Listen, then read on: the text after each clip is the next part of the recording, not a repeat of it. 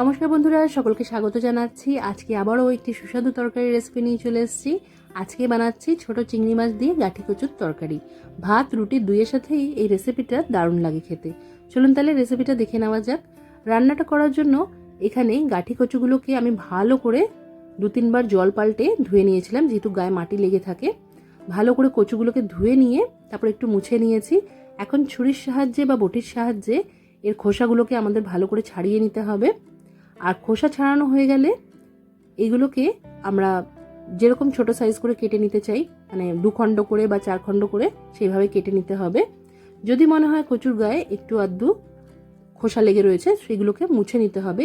কচু কাটার পর কিন্তু একদমই ধুতে যাবেন না, তাহলে কিন্তু রান্নার সময় আঠালো হয়ে যাবে আর ভালোভাবে এগুলোকে কষানো যাবে না। এবার একটা কড়াইয়ের মধ্যে প্রায় 1.5 চা চামচের মতো সর্ষের তেল দিয়ে ভালো করে গরম করে নিয়েছি।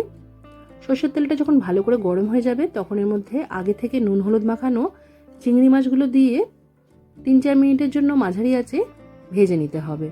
তো এখানে আমি একটু বেশি পরিমাণেই চিংড়ি মাছ দিয়েছি, যেহেতু ছিল তাই দিয়ে দিয়েছি। এখানে অল্প পরিমাণে চিংড়ি মাছ দিলেও কোনো অসুবিধা নেই।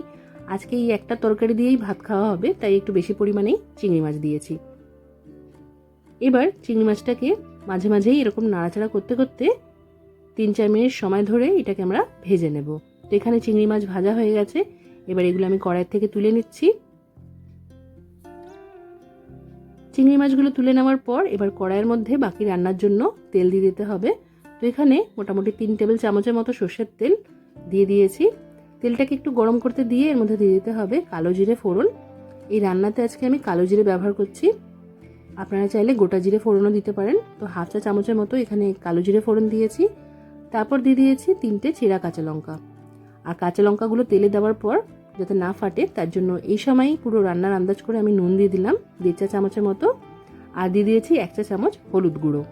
তেলের মধ্যে এইভাবে মশলাগুলো দিয়ে নিলে কচুর গায়ে খুব ভালো করে মিশে যাবে।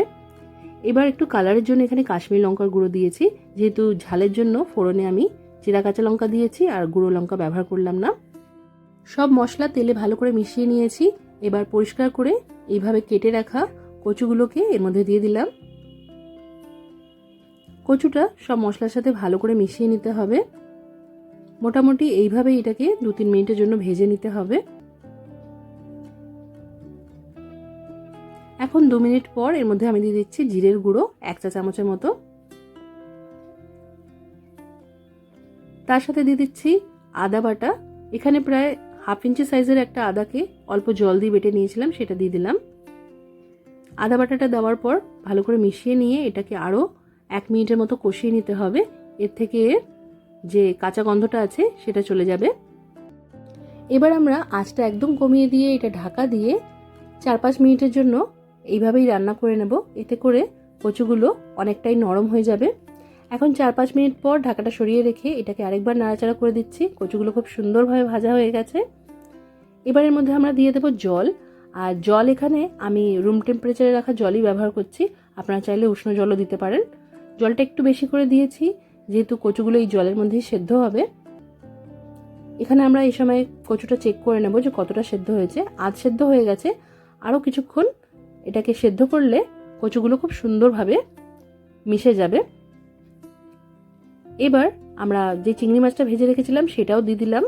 এবার সব কিছু ভালো করে মিশিয়ে নিয়ে ঢাকা লাগিয়ে আঁচটা মাঝারি করে দিয়ে আরও 3-4 মিনিটের জন্য এটাকে ভালো করে ফুটিয়ে নেব। যেহেতু কচু আধ সেদ্ধ হয়ে গেছে, তাই এটা রান্না হতে আর বেশি সময় লাগবে না।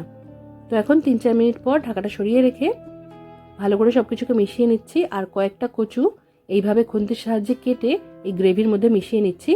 এতে করে গ্রেভিটা একটু ঘন হয়ে যাবে, দেখতেও ভালো লাগবে আর খেতেও ভালো লাগবে। তবে খুব বেশি কিন্তু যারা একটু গ্রেভি রেখে খেতে ভালোবাসেন তারা এটা বেশি টানাতে যাবেন না, তাহলে কিন্তু ভাত দিয়ে খাওয়ার জন্য একটুকু গ্রেভি থাকবে না। এবারের মধ্যে আমরা দিয়ে দেবো অল্প একটু চিনি, এতে করে তরকারির টেস্টটা ভালো লাগবে। তবে যারা পছন্দ করেন না এটা বাদ দিয়ে দেবেন। তারপর দিয়ে দিয়েছি এর মধ্যে 1/2 চা চামচের মতো গরম মশলার গুঁড়ো, যার মধ্যে আছে এলাচ, দারচিনি আর লবঙ্গ। সব কিছুকে ভালো করে মিশিয়ে নিলাম। আর 1 মিনিট গ্রেভিটা ফুটিয়ে নিয়ে আঁচটা আমরা বন্ধ করে দেব। আজকের এই সিম্পল রেসিপি অবশ্যই ট্রাই করবেন, কমেন্ট করে জানাতে ভুলবেন না যে কেমন লাগলো। আজকের মতো এখানেই শেষ করলাম। সবাই খুব ভালো থাকবেন আর সবাইকে খুব ভালো রাখবেন। ধন্যবাদ।